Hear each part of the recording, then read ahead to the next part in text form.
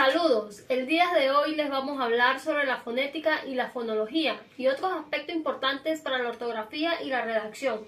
Nuestro grupo está conformado por Javier Peraza, Abraham Peraza y quien les habla, Livia Ortigosa, estudiantes de primer año de Derecho Semipresencial del UNED. Ahora bien, nos vamos a lo que es la fonética y la fonología. Fonética. Estudia todos los sonidos del habla, su producción, transmisión y percepción. Se ocupa de cómo se articulan los sonidos, articulatoria, cómo se transmiten y cómo se perciben. La fonología se centra en la organización de los sonidos dentro de un sistema lingüístico. Examina las reglas que rigen cómo se combinan los fonemas y su función en el idioma. Seguidamente tenemos las vocales cerradas y abiertas. Vocales cerradas son aquellas que se producen con labios y la lengua en una posición más elevada. Las vocales cerradas son I y U. Las vocales abiertas se producen con la boca más abierta y la lengua en una posición más baja. Las vocales abiertas son A, E, O. Dictongo, hiatos y trictongo. Los dictongos son una combinación de dos vocales en una misma sílaba. Generalmente consiste en una vocal cerrada, que es I y U, y una vocal abierta A, E, O. Ejemplo, baile o verano. Los hiatos ocurren cuando dos vocales se encuentran juntas en unas palabras, pero se pronuncian en sílabas separadas. Por lo general, son dos vocales abiertas o una cerrada, acentuada y abierta. Ejemplo, país o poeta. Los trictongos ocurren cuando tres vocales se pronuncian en una misma sílaba. Normalmente consiste en una vocal cerrada seguida de dos vocales abiertas. Ejemplo, miau. Silabeo, sílabas átonas y tónicas. El silabeo es el proceso de dividir palabras en sílabas donde cada sílaba puede contener una o más consonantes y una vocal.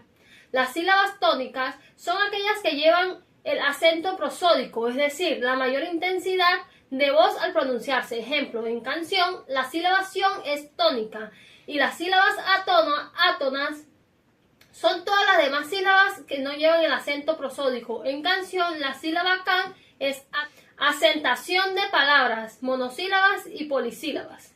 Palabras monosílabas generalmente no llevan tilde, salvo excepciones que necesitan un acento diacrítico, ejemplo, del verbo dar. Y las palabras polisílabas llevan un acento ortográfico según las reglas de acentuación. Agudas llevan tildes y terminan en N, S o vocal, ejemplo, canción. Las llanas llevan tildes y no terminan en N, S o vocal, ejemplo, árbol. Y las esdrújulas llevan tildes siempre, ejemplo, pájaro.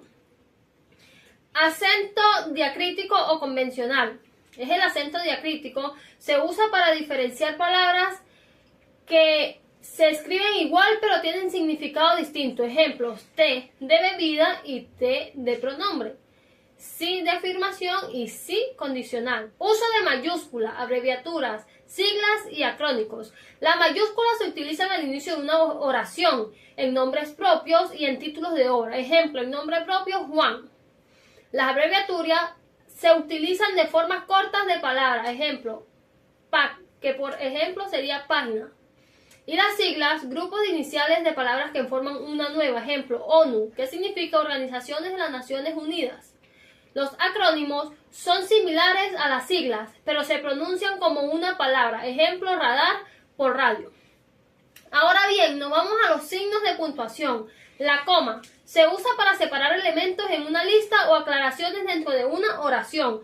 Punto y coma separa oraciones relacionadas o elementos en listas complejas. El punto indica el final de una oración. Dos puntos se utilizan ante enumeraciones, explicaciones o citas. El guión se usa para separar palabras o dividirlas al final de la línea. La raya indica el diálogo o aclaraciones dentro de una oración. Las comillas se utilizan para citar palabras de otra persona o para resaltar un término. Y el paréntesis indica la información adicional o aclaraciones. Por último, tenemos los puntos suspensivos que indican una pausa o que algo queda incompleto. Ahora bien, los signos de entonación son los siguientes. Número 1 tenemos el signo de interrogación que se utiliza al principio y al final de la pregunta directa. Ejemplo, ¿cómo estás? 2. Tenemos signo de exclamación que también se utiliza al principio y al final de las oraciones exclamativas. Ejemplo, wow, qué sorpresa verte aquí. El uso de consonantes como B y B en español, hay muchas palabras que suenan igual, por lo que debe memorizar sus reglas ortográficas. Ejemplo, a ver y vaca. Tenemos la palabra S, C y Z, y la letra S se usa en plural y adjetivos que terminan en oso, y la letra C se usa antes de la E y la I para formar el sonido como el cielo.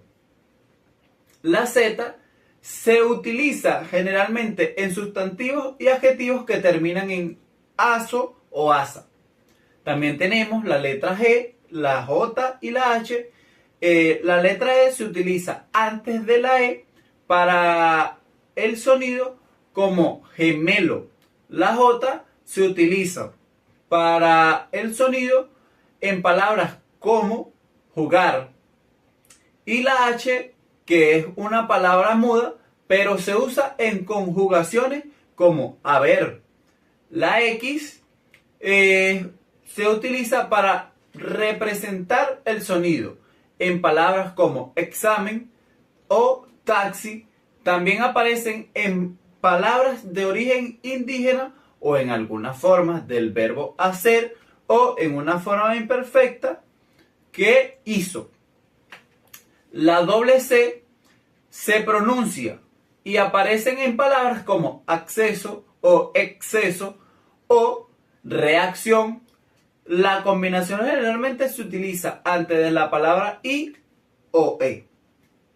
La X y la C, esta combinación no es muy común en nuestra palabra español y generalmente nos encontramos con ella en palabras de origen técnico o científico. Un ejemplo de ella sería el término como exclamación.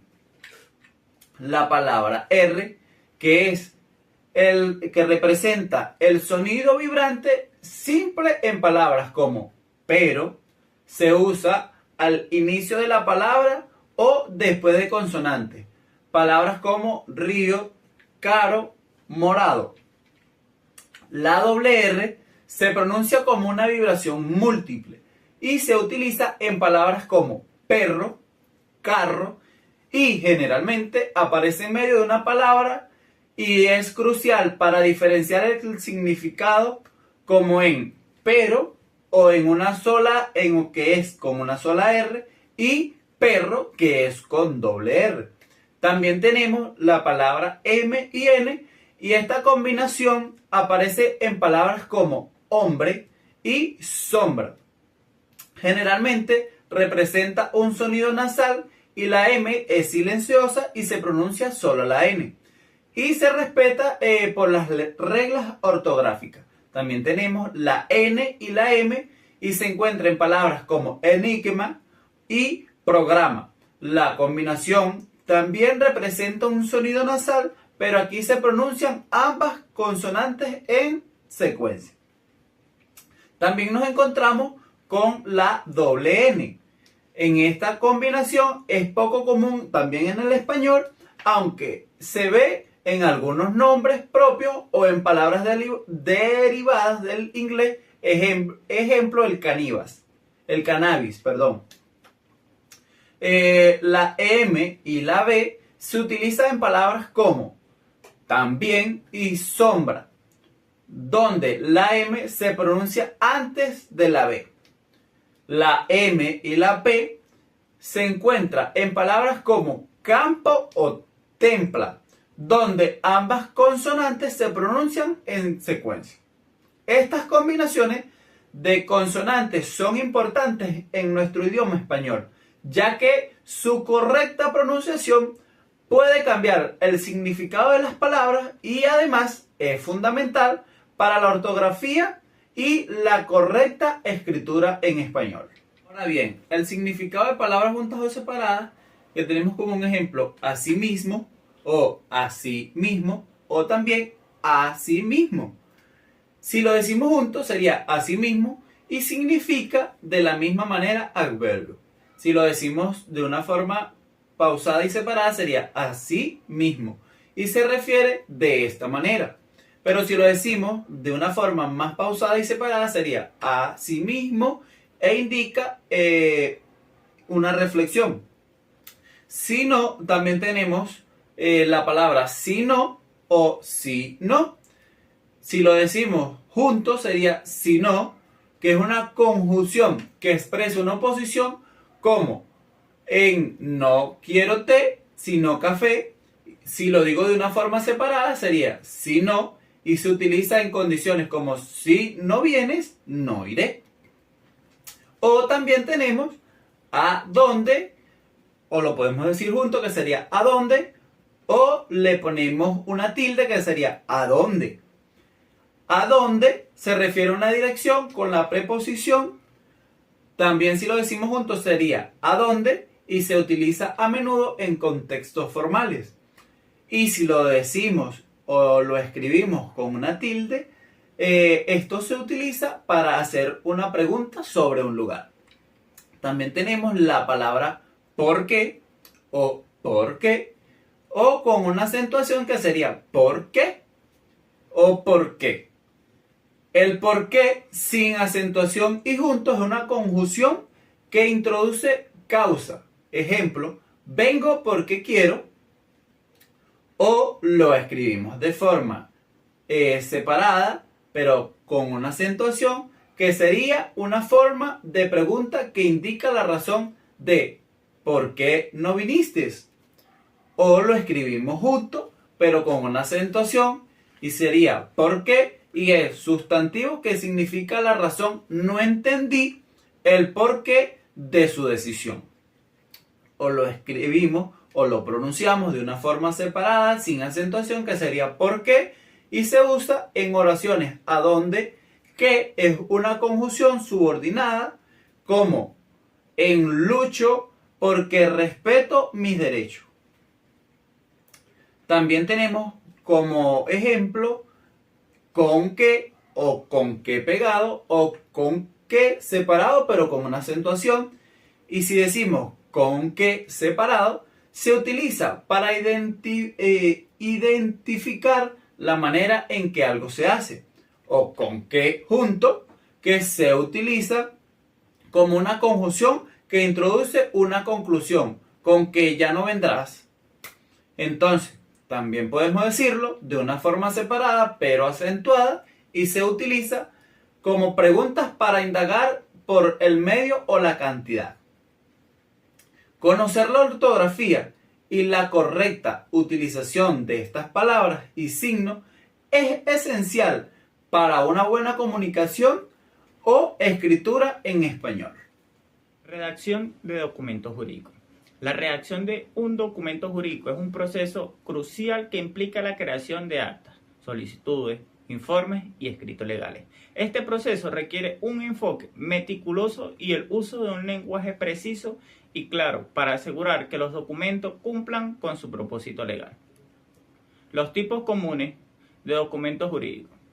Actas. Documentos que registran eventos o decisiones en un contexto legal. Solicitudes. Peticiones formales presentadas ante una autoridad o institución. Informes. Documentos que presentan información sobre un caso o situación específica. Escritos. Generalmente se refieren a cualquier tipo de comunicación escrita en un contexto legal. La aplicación de expresiones jurídicas. El uso adecuado de expresiones jurídicas es vital en la redacción de un documento legal. Estas expresiones deben ser utilizadas para definir sus situaciones jurídicas, clarificar derechos, obligaciones y situaciones específicas. Formalizar acuerdos. Asegurar que los acuerdos alcanzados sean claramente documentos y vinculantes. Evitar ambigüedades. Utilizar un lenguaje que minimice la posibilidad de interpretaciones erróneas. Muchas gracias.